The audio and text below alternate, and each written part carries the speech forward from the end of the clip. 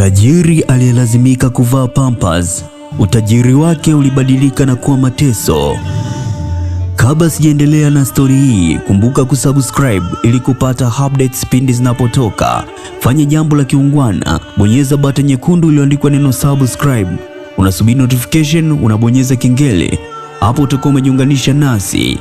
Pia usisahau kucomment na kulike na kushare kwa wengine. Tajiri aliyelazimika kuvaa pampers. Utajiri wake ulibadilika kuwa mateso. Mtoto maskini aliyeota kuwa tajiri. Miaka mingi ilipita katika kijiji kidogo. Aliishi mvulana mmoja anayeitwa Baraka. Alizaliwa katika familia maskini sana. Baba yake alikuwa mkulima wa kawaida na mama yake alikuwa akiuza mboga sokoni. Utoto wake ulikuwa wa shida nyingi. Wakati watoto wengine walikuwa kila milo mitatu kwa siku, yeye mara nyingi alilala njaa. Alivaa nguo zilizochakaa na kutembea kilomita nyingi kwenda shule bila viatu. Lakini Baraka alikuwa na ndoto kubwa moyoni mwake. Siku moja nitakuwa tajiri kuliko mtu yeyote hapa kijijini. Alijifunza kwa bidii na kufanya kazi ndogo ndogo ili kusaidia familia yake. Baada ya miaka mingi ya mapambano, alihamia mjini kutafuta maisha. Mwanzo wa utajiri. Mjini maisha hayakuwa rahisi. Alilala kwenye vibanda vya bei nafuu na kufanya kazi ya kubeba mizigo sokoni. Lakini Baraka hakukata tamaa. Baadaye alianza biashara ndogo ya kuuza vifaa vya ujenzi. Taratibu biashara yake ilianza kukua. Miaka iliendelea, alifungua maduka mengi, akaanzisha kampuni ya usafirishaji na kuwekeza kwenye majengo. Fedha zilianza kumiminika, akanunua gari lake la kwanza, kisha nyumba ya kwanza, baadaye magari matano. Hatimaye akawa mmoja wa matajiri wakubwa. Watu walimpongeza kila alipopita. Gazeti moja liliandika habari yake kubwa, kutoka umaskini hadi utajiri wa mabilioni. Kadiri fedha zilipozidi kuongezeka, moyo wa Baraka ulianza kubadilika. Aliwasahau marafiki wa zamani, aliwasahau hata baadhi ya ndugu zake, watu waliomsaidia wakati wa shida. Walipoenda kumwomba msaada, aliwafukuza. Aliwaambia kwa kebei, wengi wenu ni wavivu, acheni kuombaomba. Mama yake alimuonya, mwanangu, usijivune, hizi ni mali za dunia tu, na dunia tunapita. Lakini Baraka hakusikia la mkuu. Aliamini pesa zinaweza kutatua kila tatizo hapa duniani. Hakujua kuwa kuna vita ambavyo fedha haziwezi kushinda. Dalili za kwanza. Siku moja akiwa katika mkutano wa biashara, alianza kuhisi maumivu makali ya tumbo. Alidhani ni uchovu wa kawaida, lakini maumivu yaliendelea. Wiki zikapita, miezi ikapita, alianza kukosa usingizi. Wakati mwingine alikuwa akihisi haja ghafla bila kutarajia. Madaktari walimshauri afanye vipimo vya kina. Matokeo yalipokuja, uso wa daktari ulionekana wenye huzuni. Tunahitaji uchunguzi zaidi. Maneno haya yalimfanya Baraka aanze kuogopa. Habari iliyobadilisha maisha yake. Baada ya vipimo vingi vya ndani na nje ya nchi, madaktari waligundua tatizo kubwa kwenye mfumo wa fahamu uliokuwa ukidhibiti kibofu na utumbo wake. Siku moja daktari alimuita ofisini. Kwa sasa mwili wako hauwezi kudhibiti haja vizuri. Baraka alimtazama kwa mshangao daktari.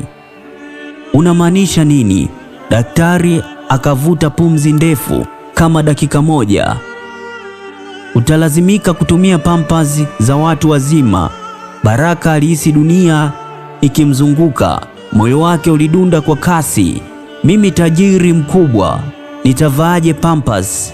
Alitamani iwe ndoto, lakini ndo ukweli umetokea. Aibu isiyoelezeka. Siku ya kwanza kuvaa pampers, Baraka alijifungia chumbani. Hakukutana na mtu yeyote. Alikumbuka jinsi alivyokuwa akidharau wagonjwa. Sasa yeye mwenyewe alikuwa katika hali iliyokuwa ikichekesha. Mara kadhaa alitokwa na machozi. Alihisi utu wake umepungua. Hakutaka kutoka hadharani, hakutaka kupiga picha, hakutaka hata kuhudhuria mikutano ya biashara. Utajiri wake haukuweza kuondoa aibu aliyokuwa nayo. Marafiki wa uongo. Kadri ugonjwa ulivyozidi kuwa mbaya, marafiki wake walianza kutoweka mmoja baada ya mwingine. Wale waliokuwa wakimzunguka kila siku walipotea. Simu zake hazikupokelewa, mialiko ikagoma. Wengine walimcheka kwa siri, wengine walieneza maneno kuhusu hali yake. Ndipo Baraka alipogundua ukweli mchungu. Wengi hawakumpenda yeye, walipenda pesa zake. Majuto makubwa. Usiku mmoja akiwa peke yake katika jumba lake la kifahari, alikaa kwenye ghorofa akiangalia taa za jiji.